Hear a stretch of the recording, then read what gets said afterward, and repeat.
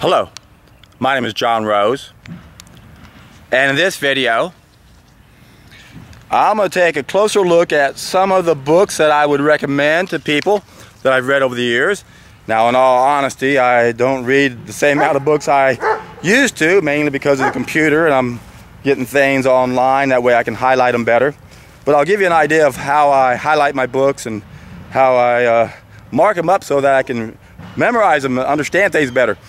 I try to create a holographic image in my mind of what the page, what a certain page in a book looks like. So when I think of something, I can go, oh yeah, I remember reading it, and I can remember highlighting it. I can remember writing marginal notes on the side. I can remember making reference numbers on the other side that refers to other pages. So I'm out doing a quick walk this morning, and when I get back, I'm going to go ahead and turn on the good old computer and show you some of my, or not my computer, but just grab some of those books out that I have and show you some of my favorites. And then again, I'll give you an idea of how I mark up those books to help me understand it better. And then I'll turn on my computer, and then, or possibly at the same time, I'll go ahead and then show you how I'll transcribe some of that onto my files so that I'll have a hard copy of it that I can send out over and over and over. Anyway, hope you enjoy this, guys, and if you do, remember, give the video a thumbs up, subscribe if you want more videos, and remember, knowledge is power, and when you have knowledge, you're in for a treat. Of course, that is if you apply it. Once again, knowledge is worthless unless we acquire it and then apply it. Here are 50 books that I grabbed quite quickly just to kind of give you an idea of some of the ones I would recommend. And I'll glance through this a couple more times before I actually grab a book and go through it all. But if we start over here at the very bottom, on this side over here, the very bottom book is one that I'm sure many people are familiar with, and I'm going to grab that book later and look into it and show you what it's more about. You see it at Whole Foods all the time, Prescription for Nutritional Healing, and you'll see that book is just falling apart on me. And then right above that, there are 7 books by Gabriel Cousens. There is a Cure for Diabetes. I'm mentioned 4 times in that book. And then again, there's 7 of his books. The one I'm going to be focusing on mainly is this one right here, Conscious Eating. This is the one I used to recommend a whole lot in the beginning. Now, in all honesty, I haven't read too many books lately on this subject. I don't think there's going to be anything out there that's going to be much better than what I've already read, but would love to find one that is better or more comprehensive or more complete. But anyway, we'll go into that one. I'll show you why I like that much better. I'll also show you my files that back that up, and then that will tie into this guy right here, Dr. Joel Fuhrman. In fact, I'll probably start off with this guy right here, with one of the first books I'll grab. After I show you the very first book that got me into this would be Dr. Fuhrman's book. And the one that I like to recommend, now this is an older book, Eat to Live by Joel Fuhrman. I liked it because it had over 1,500 medical references, and I liked the way he soft-sold the raw food message. It was very well done. And when I first found out about Joel Fuhrman, he was a natural hygienist, and I was reading his articles in the natural hygiene publications. And I like him, why? Because he knows about fasting. He wrote a book here, Fasting and Eating for Health by Joel Fuhrman. And then right above that, we've got about 6 books by Herbert Shelton. I'll also show you some of my favorite books. Here's one of my favorite ones, and you can tell it's so worn out you can't even read what it is. But then again, I like Shelton too because he had a lot of experience with fasting. Well over 50,000 water fasts he supervised. So we'll take a closer look at some of these books on fasting that he wrote. And then just briefly, I'll just go down to the bottom. The 2 on the bottom aren't related to anyone else above. We've got Fats That Heal and Fats That Kill, Erasmus. This may be all I do is just mention that book, as well as one above that, The Ethics of Diet by Howard Williams. I did a video on this, The First Step to Paradise. I highly recommend watching that video. That's a really good video where I talk about the Ford that was written by Tolstoy 25-page essay called The First Step, which I loved it because it coincides with my first step. This is kind of like the Bible written on fast, so it's just a good reference book to have. Then we have Bernard Jensen, and I'll look at this one book here that, again, you can tell I really got some workout on it. Tissue Cleansing Through Bowel Management by Bernard Jensen. It has some lovely pictures in it. And again, there's 4 books of his. There's a couple miscellaneous books here by Dr. Richard Anderson, Cleanse and Purify Thyself. That's a really good program that incorporates sealing bentonite clay shakes with the juice fast. And then here's a good book by Steve Meyerowitz on juice fasting, although it had 23 mistakes in it. It's still a decent book. Here's another one by Paavo Airola on juice fasting. Again, it had like I think 14 mistakes in that one. And this is the very first book that I picked up right here. Are You Confused? Again, it's by Paavo Airola. It was a really good introductory book for me because it really did wake me up. And then right above those books by Airola, we've got the 8 books that good old Dr. Norman Walker put out. The last book he put out was Back to the Land. And there are 8 books. I'll show you those real quick just when I get to it. And then we come over here with Ann Wigmore. I've got 6 of her books here. Just briefly show you where, and then the 2 I really would recommend at the top, and this is as far as I'll go with this, would be these 2 right here. Why Suffer? Be Your Own Doctor. Those are 2 real good books I highly recommend anyone to read on Ann Wigmore. The other books on recipes, if you look down here, in fact there's a lot of controversy on whether or not she even wrote these books, but she has recipes for longer life, good recipes for raw food recipes. The Wheatgrass books help you understand more about sprouting. The same thing here, the Healing Power Within, Hippocrates' diet. Again, we're talking about sprouts and things like that. So if you're into that, those are good books for reference to that. And then we got good old Arnold Ehret. Many of y'all are familiar with his famous book, The Mucusless Diet Healing System, and of course also Rational Fasting. Those are classic books written by Arnold Ehret. I love the guy. He really did understand a lot of things and was passionate about getting the message out. Here's a miscellaneous book on water fasting by Alan Cott. Any book on water fasting is good.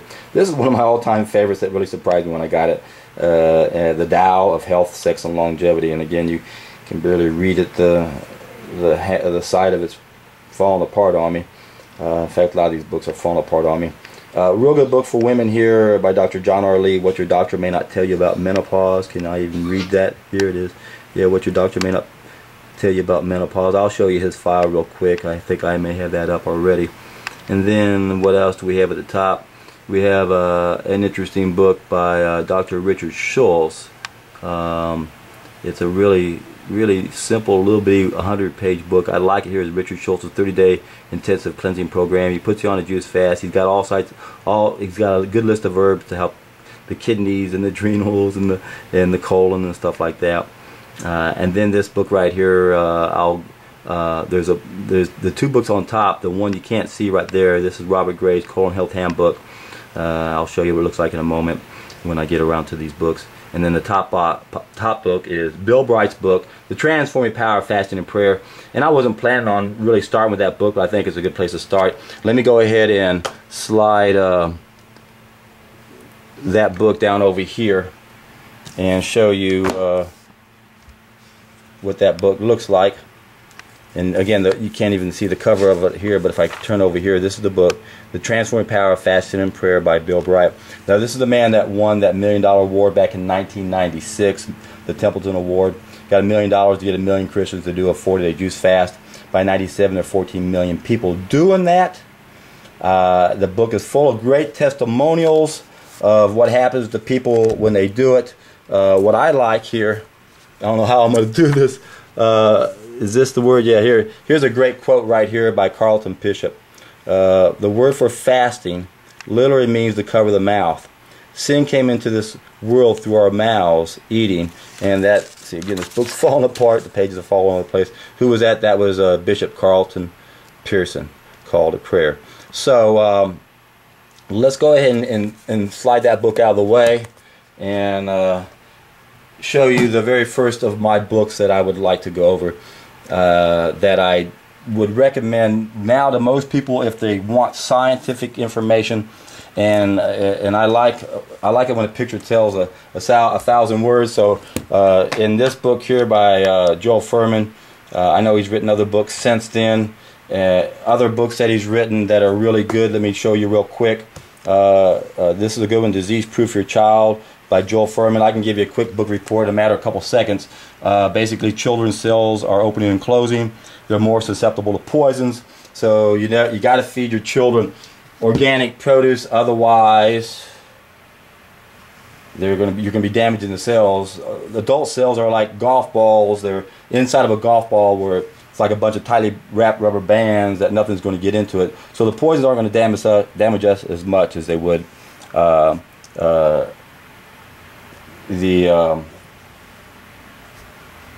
that book go to? I'm missing a book. Where'd it go to? As much as with adults. So again, children's cells are opening and closing. We got to be careful. I'm looking for one more book. I had it right there. Where did it go to? I believe I have two books, so I can always grab this one over here. This is the other book by Joel Fuhrman. I showed it to you briefly. This is his Fasting and Eating for Health. Again, I like Joel Fuhrman because he understands fasting. He understands how hard it is to get this message out, so he's figured out a way to soft sell this message. And so he says, well, let's just look at the science. And the reason why I like this book for some people, not everyone, but some, this is the perfect type of book to show them, because people want to see the proof, the science. Well, this at the time was the most medically referenced book on diet and nutrition. It had over 1,500 medical references.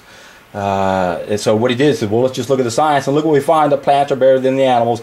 Let's take a look at the science. What do we find? Raw is better than cooked. So he doesn't come out and say eat raw food, and he even advocates eating cooked vegetables and beans just to get more plant food in. And he knows how hard it is. He's been doing this a long time, and just about anybody who does this after a while realizes how difficult this message is. So they sort of have to soft sell it in a way to make it more palatable. Now this book here, Joel Fuhrman, there's several things here, right here on this page here. This is on page 120. This is his nutrient density line. In fact, probably the easiest way to, no, I don't want to do that. Anyway, he rated his nutrients on a scale of 1 to 100, where at the very bottom, let's take a look at what's at the very bottom here of this scale. We have refined sweets, 0. Refined oils come in at a 1. Refined grains, white flour, 2. Cheese, 3. Full fat dairy, 4. Red meat, 8. Eggs, 11. Wild meats and fowl, 11. Fat-free dairy, 13. Fish, 15. So of the animal products, the best thing we're looking at here is the fish at 15. Again, this is based on nutrient density. How many micronutrients, not macronutrients, but the nutrient density line, how many micronutrients are there in our food? How many? What he's looking at here, of course, are the vitamins, the minerals, and the phytochemicals, the antioxidants. That's what he's wanting to know. So the more of those per calorie, he says it's nutrient dense. It's interesting. He comes as far as saying, well, potatoes aren't nutrient dense, and well, the reason it's just high in calories, so maybe that's a plus. So really, because potatoes are high in calories, they're even more nutrient dense. So it's not really that appropriate to base everything on that. Now, I'm thinking, yeah, I should have kept Fuhrman's other file open.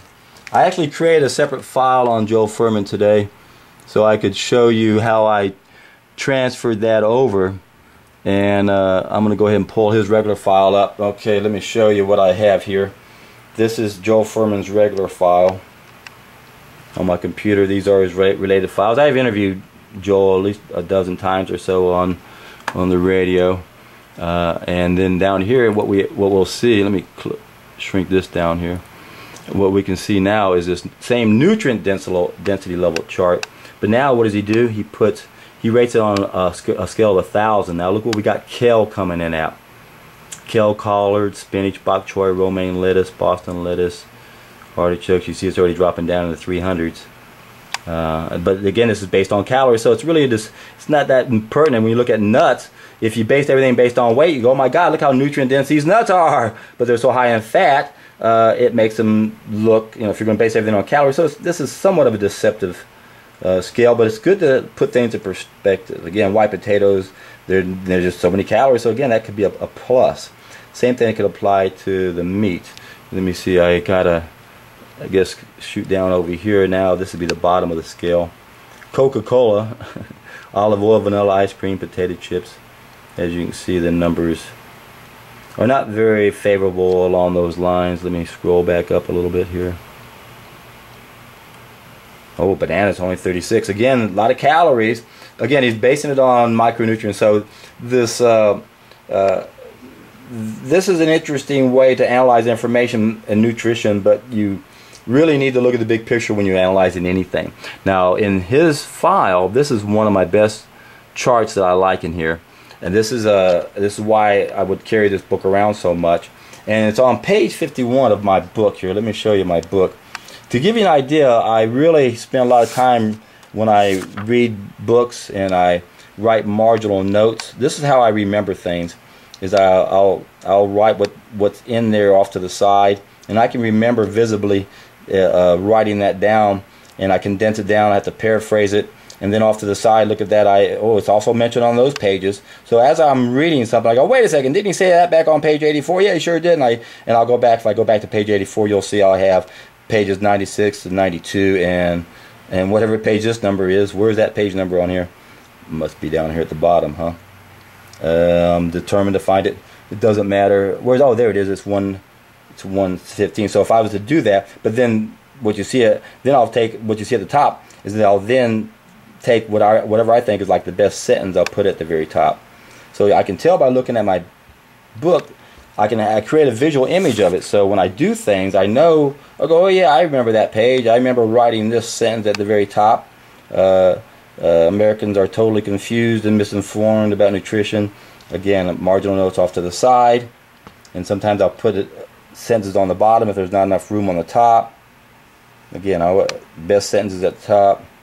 This is, again, just to give you an idea of how I study, and I do this for a reason, because again, it creates a holographic picture in my mind so I can remember where things are. Again, you can see I'm doing this on every page. I'm looking at, I just turned the page, and I'm again writing the best sentence at the very top. So I can scan through this book and get a real good idea of where things are at. This is, again, how I study. And is there any marginal, yeah, there's one cross-reference on this page. But anyway, let's go to page 51. Here's that graph right here. That's also up here. Now, this is a really great graph. Let's take a quick look at this. This is the graph that I always show people. This is the one you want to screen save and email this to everybody. Look at this graph. It's based on unrefined plant food consumption and the killer diseases. The killer diseases, two of them, heart disease and cancer. If we look at the far right side, where we have countries that are consuming 90% unrefined plant food, so that means only 10% of their diet is coming from processed foods and animal products. They only have a 5% incidence of cancer and heart disease combined. And when we look at the other end of the scale, where countries are doing just the opposite, they're only getting 10% unrefined plant food, meaning that 90% of their calories are processed foods and animal products. Countries like Hungary and USA and Belgium, and what we see is as we go down, as we go from one country to the other, look what this graph does. It's perfectly symmetrical. My God, it looks like there's a direct relationship between these two food groups. You bet there is. So I love this particular graph. I think that really does say a lot. Now, in this file, what I went on and done is I went on and took a lot of his best sentences, and I went on and put them I actually put them in that file, but then I said, let me go ahead and create a separate file where I have just his Eat to Live quotes. Now, I have this section broken into two sections. One's without the book title, and one is with the book title. And I do that because I like to share this information with people and use it when I make comments, and I can quote somebody, and I know exactly what page it is. And then it depends on how I use the quote. If I'm going to use a bunch of them, I don't want to have the title at the end. But if I scan down, I'll come to the next section where I do have the book title. So every quote will be finished by his name and the title of the book, and then the page number, page 10, page 7, etc., etc., etc. Occasionally, I'll put in notes. Like right here, be careful reading health books. You might die of a misprint, Mark Twain. Why did I put that in there? Well, Joel Fuhrman said, don't get your health advice from the media. Okay, that's what it made me think of that. But anyway, I really like Joel Fuhrman. The reason is because he understands raw food. He understands fasting. He looks at the science of it and presents information that is what a lot of people are looking for. I'm not real crazy about him promoting the beans as he does, because I know of all the plant foods, it's the hardest of all the foods to digest. But anyway, this is just to give you an idea of what you can do also. If you're on the hero's journey, part of the hero's journey is gathering data. So this is what I've been doing for 26 years. I've been reading everybody who thinks they have a solution to our problems, and I go through and I dissect what they say. You know, as you can see, I mark up my books so that I can not only have a better way of remembering it, but also so that I can just simply find it later. Real important for me to be able to find that information when I need it. Now let's see, before I highly recommended his book, I used to go with Gabriel Cousens, and I'll show you his books real quickly. The one I like the most is the Conscious Eating. I'll throw that one up there. But before I go into that, let's just go real quickly to these other books. Spiritual Nutrition, I really enjoyed this book a lot. Let me go ahead and slide that down and take a quick look at it. Now, let me say right off the bat, now, that book was copied by my friend. He scanned it in and scanned every page into it and put it in this book, but now this book is a pretty big monster. So this is a good book for people who really want to see the spiritual side of things and how nutrition plays in the role. I like Gabriel Cousens. He explains in his book about his Kundalini awakening, and if I had not already known that this guy was legit, I would have had a hard time believing what he had gone through. But I understand he really did. You know, he really is, I believe, a pretty credible person most of the time. I say most of the time. I'm not sure he's. Let me see, what am I looking for? I'm not sure that he totally understands, and that's not really what I'm meant to say. But if I was to criticize Gabriel, I don't think he truly understands the natural hygiene principles well enough. And then sometimes when he quotes, I think he might not quite get it right. I'm not sure. Anyway, here's that book on spiritual nutrition. His first one that came out, and I was just saying again, here he's talking about awakening the chakras, higher awareness. Each of the 7 main chakras has a specific energetic nature that corresponds to a specific color, sound, and mental and spiritual awareness. So if you like this type of information, you'll love Gabriel Cousens from that perspective. He pretty much tells his story based on a spiritual way. Now, his other more recent books after Conscious Eating, The Rainbow Green, Life, Food, Cuisine, this is where he really starts getting against fruit, anti-fruit. He understands biochemical individuality, but I don't think he understands that it's more of a temporary condition, and that not everyone is having as many problems as I think he thinks. And he also, I don't think, understands the glycemic index the right way. Although I never talked to him about it, so I really shouldn't make those type of assumptions. But based on how he talks about using it, it really does kind of make me a little suspect. Again, the cure for diabetes, and then he has Depression Free for Life. Now this is, he is a trained psychiatrist. He claims to have a 90% success rate. So this is a really good book, and I took some really good notes on that. I have a file specifically on this where I went through and typed out a big percentage of that book. Another one of his early books, again, for some of you guys will really like this, Sevenfold Peace, World Peace Through Body, Mind, etc., etc. So anyway, I like Gabriel a lot. He's been doing this for a long time, and I consider this somewhat to be sort of my new Bible there for a while when this one first came out. And darn it to heck, this dang book fell apart. And if I had any criticism at all, this guy did not give me enough room to write marginal notes. Damn it. I hate books like this. Anyway, you're going to see that I was determined to write marginal notes occasionally. And of course, I always make the references and cross-references. There's the references and cross-references. Let me slide this book up here and let's take a quick look at where I'm at. This is where he talks about the Talmud. and how we should have imposed, it would have been right to have imposed upon ourselves the law forbidding to eat in the flesh. And then I came over here and I said, well, wait a minute.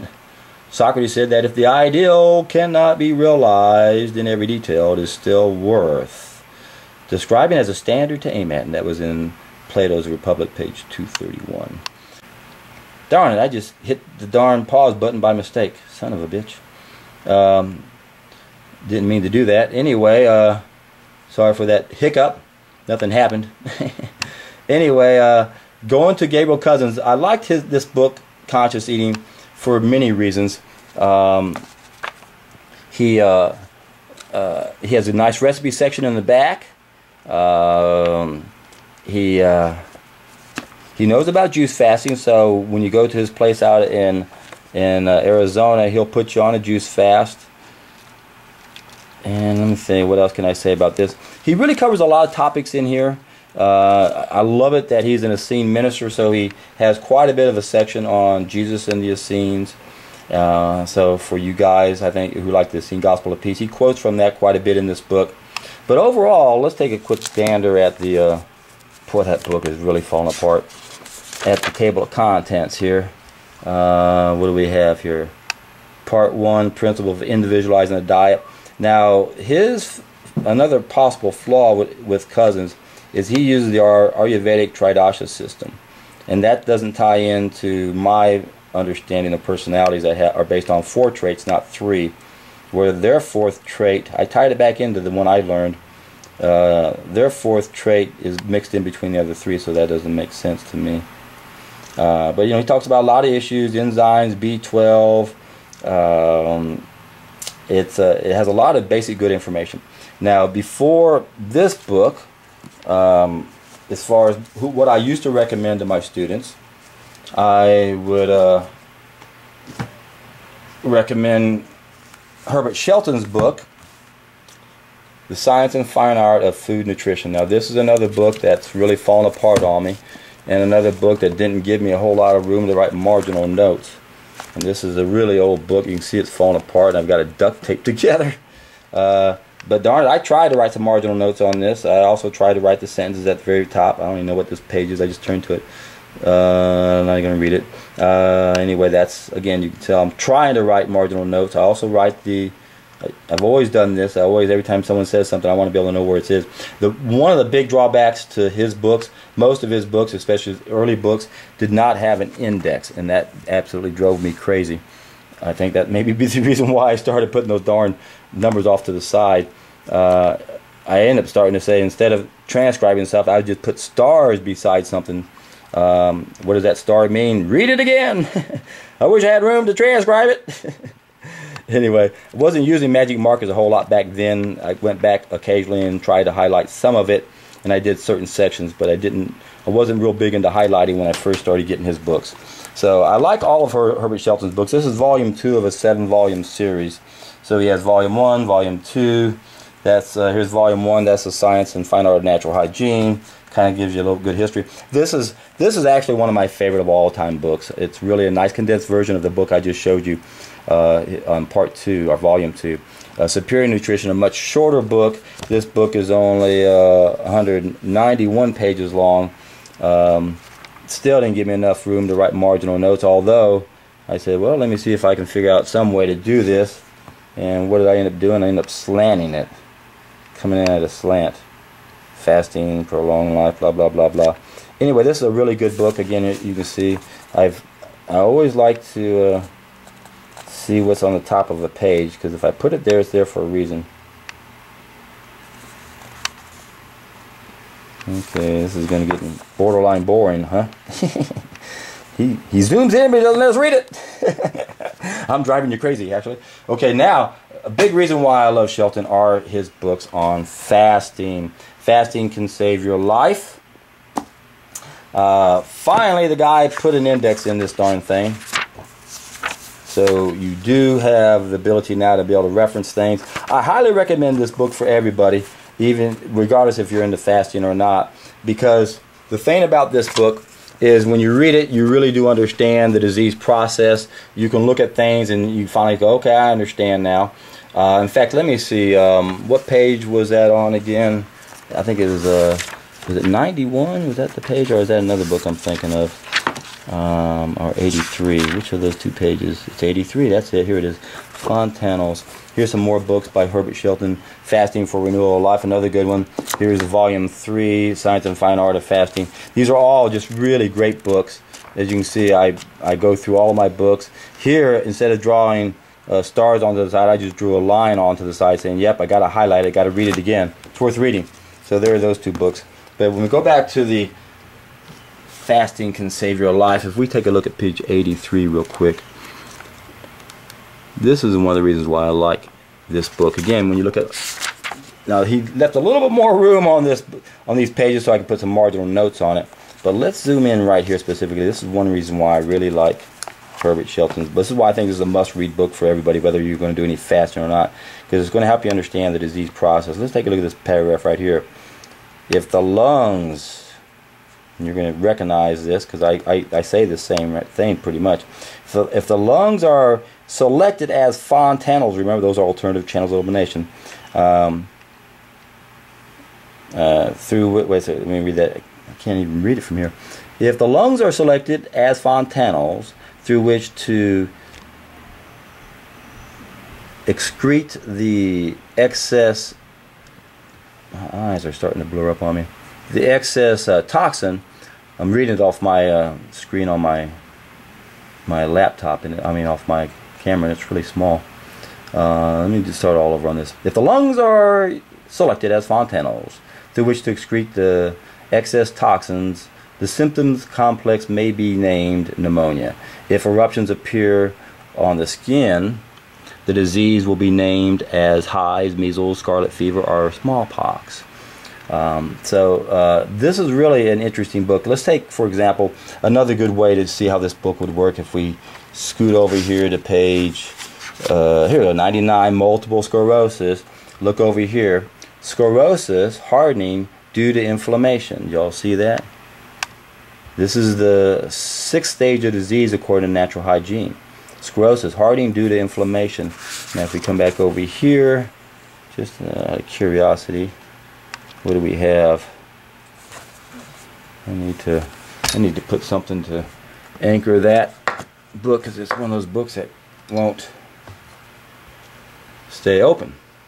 Okay. Loss, using my notes, loss of myelin sheath causes abnormal nerve behavior. No two cases are alike. Symptoms vary. Symptoms.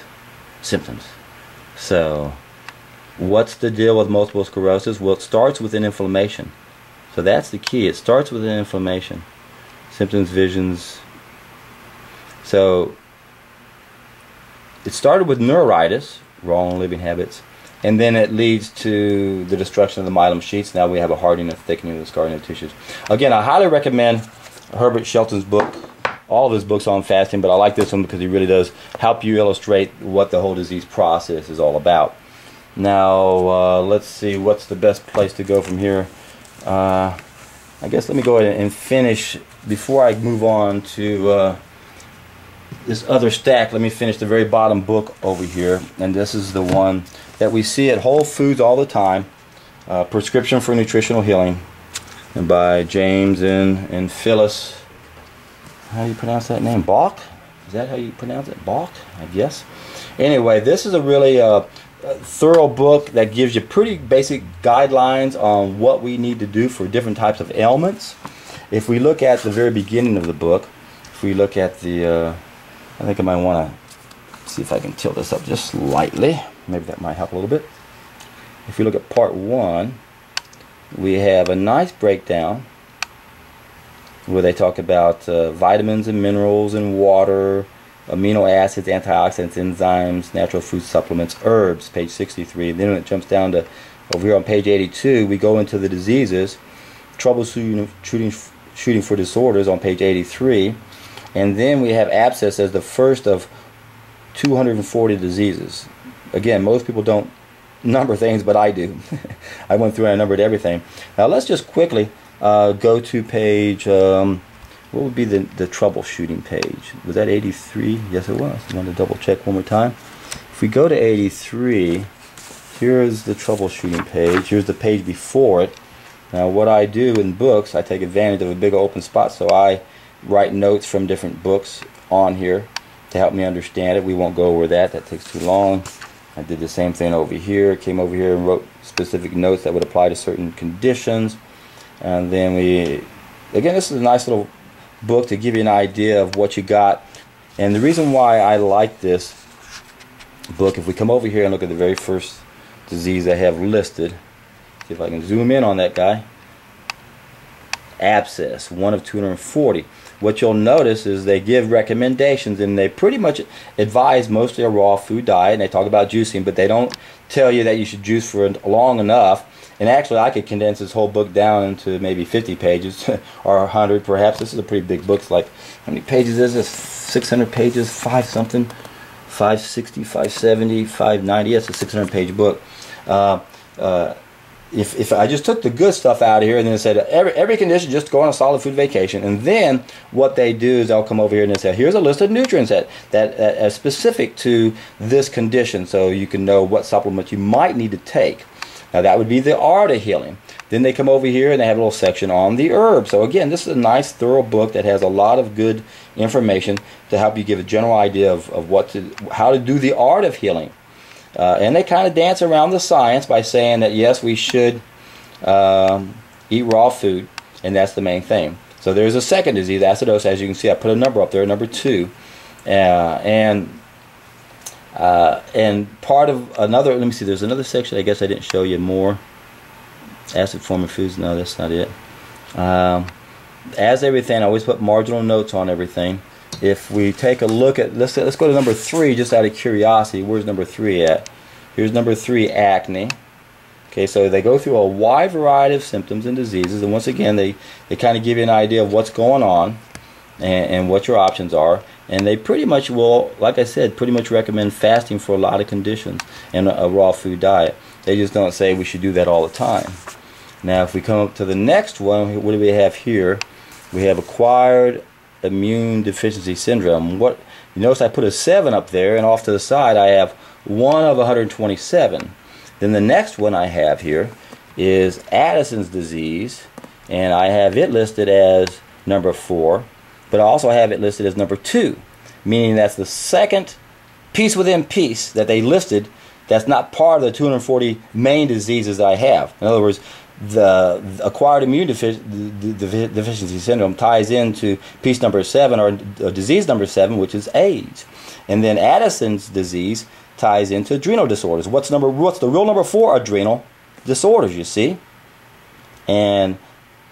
And that's the second time it's a sub-piece over there. So there's 127 of those. Again, I just number things. Is this important? No, I'm just trying to illustrate that when you analyze things, if you can keep things tracked like this, then you know exactly where things are and you're not missing anything. So I went through this book. I went through the whole book. As you can see, there wasn't one page I did not read and did not go over. And you'll see I kept the numbering system all throughout. Here we go. We got, I'm just randomly turning the pages. I don't even know what I'm turning to. We got hernia, page is number 131. Oh, but it's 55, so that means, is it part of something else? No, it means it was, I go back to 55 and something's going to be there. How do I find that? I go to page 320. So if I go to 320, I'm going to find something that ties into this page, which is page 316. So, I'm curious now. Let's see if on page 320. Where is 316? There it is, right up there at the very top. I can't write the marginal notes on the left side, so I got to come over to the side. So there's 316. So when they talked about hiatal hernias, again it says see hiatal hernias. So now again, I just went through a big numbering system to figure out where everything is at. So this is a real good book to have to understand the art. Remember, the way we use this book is we always apply the science first. We don't go out there and start doing all the herbs and supplements and all those other things until we try the science first. And what is the science? We satisfy all of our needs. That's what the science of healing is. The art has to do with any damage we've done. Now, real quickly, here's the Colon Health Handbook, Robert Gray. This guy will help you understand what your stools are supposed to look like. Real simple little book. I love little bitty books that are 78 pages long or so. A lot of good information in that. Another book by Dr. Richard Schulze I'm really fond of. It's a little bitty book. Again, it's only about a 110-page book. There are no incurable diseases. He talks about doing a 30-day program in here. I mentioned it earlier, to put you on a juice fast. He has herbs for the kidneys and the gallbladder and liver and all those type of things. Nice, you know. Talks about the cold sheet treatments, the hot water, hot and cold waters. Here's a good book by Dr. John Lee. Dr. John R. Lee, What Your Doctor May Not Tell You About Menopause. I've mentioned this in other books before. For women, I highly recommend get that book to understand your hormones better. Stay away from those xenoestrogens. Another book that I was very fond of is this book here, The Tao of Health, Sex, and Longevity. It has a wealth of information. Talks about raw food, talks about fasting. Mainly, I got this book because it has about a third of it on breathing exercises. I highly recommend that for breathing exercises. Here's another interesting book on water fasting. I recommend it. All the books on water fasting I recommend are good books. Here's one by Alan Cott. Then, of course, now we get into good old Arnold Ehret with Rational Fasting and the Mucus Healing System. These are classic books many people are aware of. A lot of people claim they damage their health when they try to eat an exclusive fruit diet. That's a tough one to pull off. You got to have access to really good fruit to make that work. Most people don't have that available right now to make that work, and it may be questionable if it can be done now. Remember, our ideal diet's only works 100% in an ideal world. Still works for a lot of people, but many of us, our body's been damaged and we're not able to get everything we need. Ann Wigmore's books. Big fan of Ann Wigmore. Sweet woman. Very loving, kind woman. These are the ones I would recommend. Why Suffer? Be Your Own Doctor. If you like the sprouts and stuff like that, she has some real good books on sprouts. Hippocrates Diet. Do I recommend these books? If you're in the wheatgrass, if you're into sprouting, her books are really good. This is a really good overall book on recipes and sprouting and knowing how to sprout things, how long to sprout them. Next we got Norman Walker.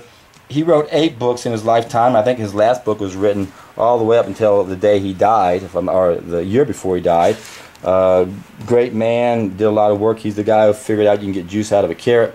I like this book here. This is the main book, the Bible for juicing, to help you get an idea of what's in the food for calories. He has a nutritional table at the back right here. What I did is I went on and this is going to be a lot of fun. What I had done is I went on and calculated the calories and put them off to the side. He tells you how many grams or anything, and then I went on and actually this is cups per water. That's a different table.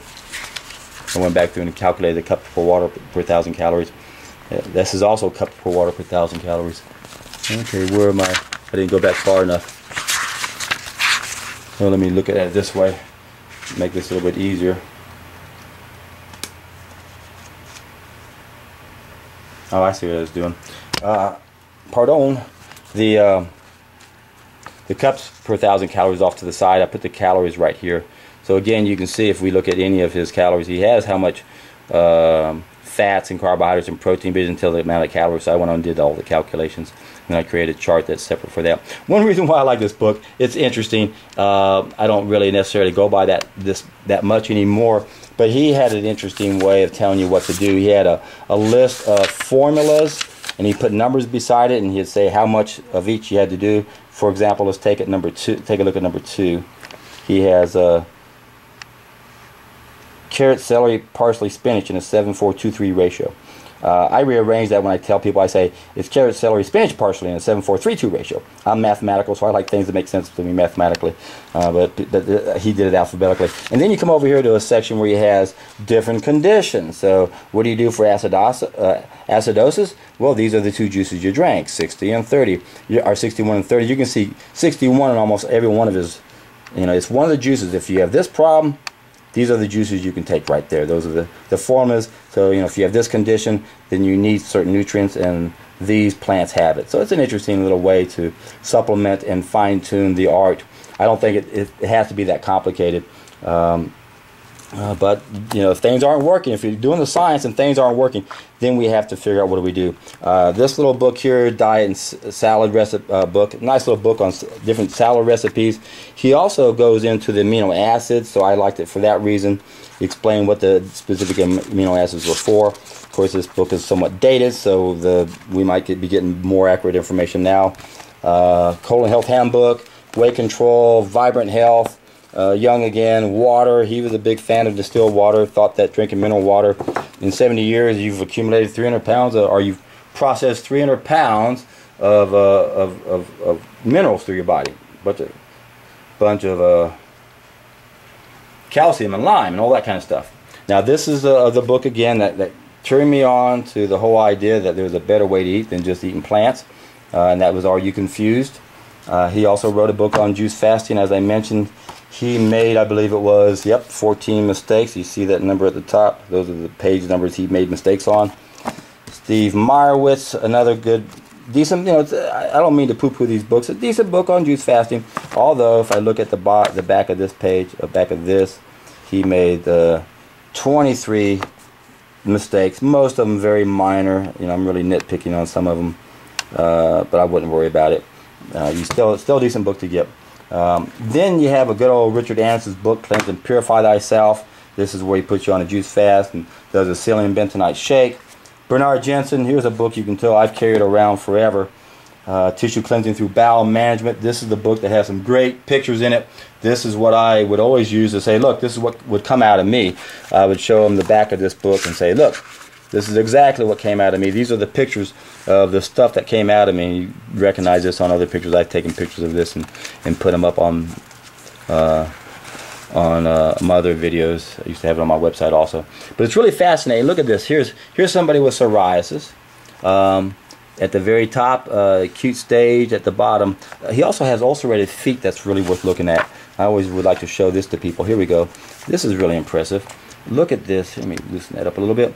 Up here at day one, let me see if I can maneuver with my arm and fingers at the same time. Here we go. Day one. Look at those ulcerated feet. Now come down here. Day 4, and come on, and then day 7. So I believe he has another picture. Here we go. Here's another real good picture. Look at those up there. Look at day 1. My God, my God, my God. We heal from the inside out and from the head down, but we die from the feet up. When you look at old people in the hospital, this is what a lot of their feet look like. We don't know, man. We just don't know. We don't know, man. We're full of it. We're so full of it. Look what happened. That's what day 1. Now let's see what happened within just 3 days. Look how much better they got. Wow. Now look at this down here at the bottom. Unbelievable. Look at this. This is 1 week. 1 week. 7 days on a cleansing program. Look. Can you see that, guys? Is that powerful or what? Same thing over here on the other side. Again, look at those feet. Oh my God. My God. Where's that coming from? The lymph system is backing up. The lymph system is backing up. Doctors are clueless. It isn't complicated. Clean out your lymph system and look what happens. Clean out your bowels, clean out your lymph system, look what happens. In 1 week, look what happens. Look. You guys got to pay attention to this stuff. We are literally full of it, and it's oozing out of us. We are disgusting creatures, and we don't even realize that we're doing it to ourselves. So Jensen also did some books on juicing and there's other books he wrote. But anyway, I guess I'm going to go ahead and finish that up. The only thing else I guess I can take a quick gander at to see if I might need to include, if there's anything else I wanted to show. Let me close these files out. Conscious Eating by Gabriel Cousens. I created a book, a file on this book. Again, I had taken the quotations out of his books and had it as part of that file, but I want to have a separate file. Nothing there of any importance to go over. However, he did talk about this right here, and this was interesting. Gabriel's open letter to Dr. McCullough, and this is about the Plegalians. 100% raw vegans live to be 200. What? Really? According to Herodotus, the father of history, the Plegalians, who lived 3,000 years BC, had a 100% live food, plant-sourced diet. Their average age was 200. I traveled this area of Greece and learned that these people did in fact exist, and that this was indeed their diet. Veganism, History, and Health and Spirituality. Dr. Gabriel Cousens. So here we go. We got some raw foodists that did exist. And again, that's only 3,000 years ago. The thing is, absence of evidence is not evidence of absence. Oh, we don't have any history of anyone being raw. Oh, give us a break. We have plenty of history. We didn't even know how to use fire for 99% of our existence, or didn't use it for cooking our food for 99% of our existence. We hadn't even mastered it for what was around the the 87-yard line. 87% of our existence as a species, we did not have access to fire. So there's 87% documentation that what we ate, raw plant foods. Very little animal products, if any at all. How much? Who knows? Did we eat insects? Did we eat sea vegetables? Sea creatures? I don't know. I do believe we grew up around the ocean, so no telling if that was part of our diet or not. I can't imagine if I had a choice between a mango and a crab. I can't imagine grabbing that crab that's trying to pinch me and break open its legs and suck out its flesh, or throw him in fire, or a bottle of boiling water. That just doesn't make any sense at all. So I don't think that was ever part of our existence before we fell from nature and we started cooking our food. Remember, that's what got us in trouble, is we started cooking our food. I believe this will be the last file I have open. This is my file on Dr. John R. Lee. Took real good notes from his book, What Your Doctor May Not Tell You About Menopause. So on the hero's journey, part of what you want to do is you want to gather data. If you're going to read anything, create a file on it, stick it in there, and then when you read it, you can highlight it, and if you want to go back and remember what you read, you have access to it. So that's what I like to do. I'm pretty sure that's probably the last. Yep, that's it. That's my baby. There's my little girl, Sienna Rose. Now, why is that reflecting like it is? Is that from the light? That's an interesting. Oh, I know what it is. It's a reflection behind me. Anyway, remember, folks, we have to take responsibility. Part of that responsibility is learning why we are sick. So you got to get out there and find knowledge of why we're sick, and then you got to figure out how to get healthy. It's really simple. We got to stop making mistakes. The best way to do that is a solid food vacation. So go down below in the description box and check out the seminar that I put together on how to take a solid food vacation. If you're not motivated to do so, listen to the Dr. Roba interview. Very exciting interview. Watch the Deborah Duncan show. And you can see that every one of these people that did it, they were in for a treat. And they got it.